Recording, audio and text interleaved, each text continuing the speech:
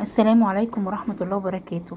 النهاردة ان شاء الله هنعمل بسبوسة مكرملة بطريقة سهلة جدا.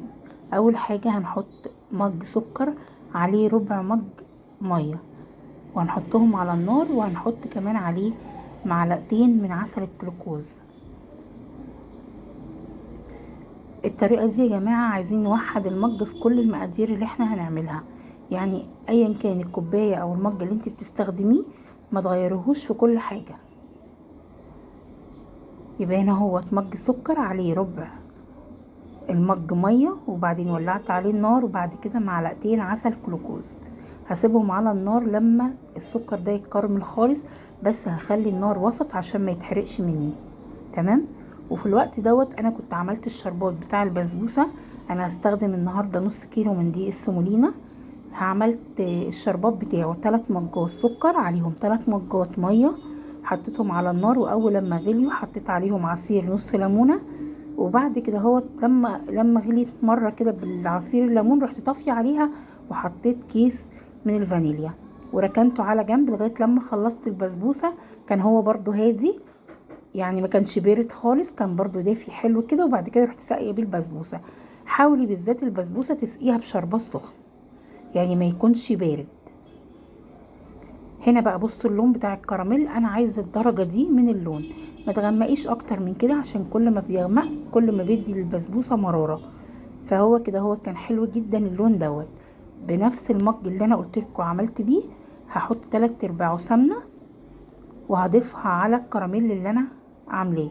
وفي الوقت دوت وطي النار، عشان اي مكون هتضيفيه هيبدأ يطلع بخار، والبخار بيبقى حرارته عالية جدا فممكن تتلسعي.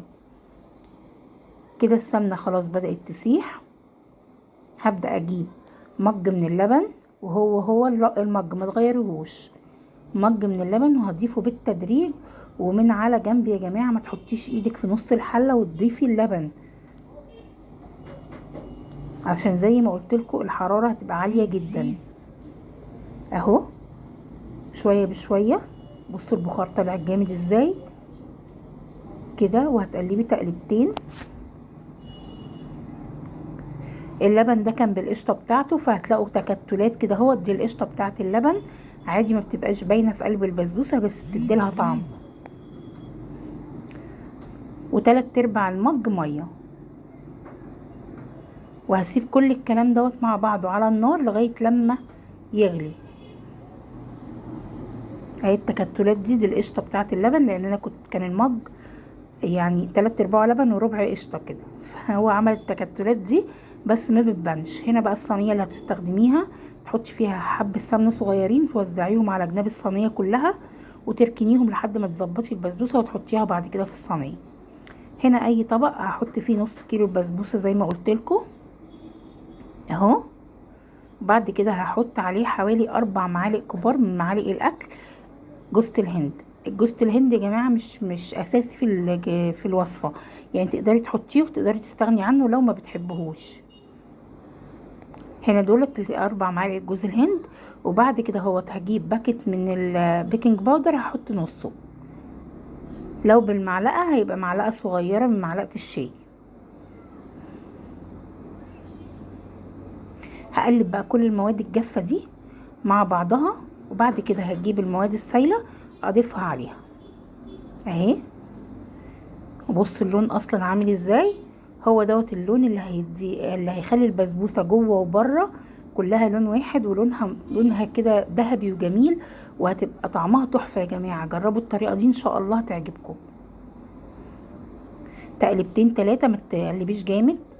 في ملحوظه عايزه اقولها لكم هنا، في دقيق بيشرب وفي دقيق لا، فممكن بسبوسه تتظبط كده بالمقادير اللي انا قلت لكم عليها، وفي بسبوسه هتلاقيها القوام بتاعها ماسك شويه عن كده. لو لقيتي كده حطي معلقتين 3 ميه بالمعلقه كده بتاعه الاكل، معلقتين 3 ميه كده، وقلبيها تقليبه بس بسيطه، وحطيها في الصينيه. هنا اخبطي الصينيه عشان لو فيها اي فقاعات هوا تطلع. ودوا السوداني يا جماعه، لو انتوا عايزين تضيفوه ضيفوه، مش عايزين براحتكم. وطبعا تقدري تحطي اي نوع مكسرات اللي موجود عندك، مش موجود خلاص كفايه الجوز هند اللي جواها. وكمان جوز هند كمان لو مش موجود برضو مش هيأثر على الوصفه في اي حاجه. هنا بقى تحطي السوداني او ايا كان اللي انت هتحطيه من المكسرات، دوسي عليه بايديكي شويه عشان يمسك في البسبوسه. وهنا كنت دخلت البسبوسه النار وطلعتها. طبعا اللون ما بيغيرش قوي لان هو من الاول لونه ذهبي. هنا بقى حطيت الشربات زي ما قلت لكم. الشربات كان دافي، انا كنت حاطه البطرمان على البوتاجاز. خدت 3 كوبايات كلهم، خدت كل مقدار الشربات. انا دلوقتي هوريكم.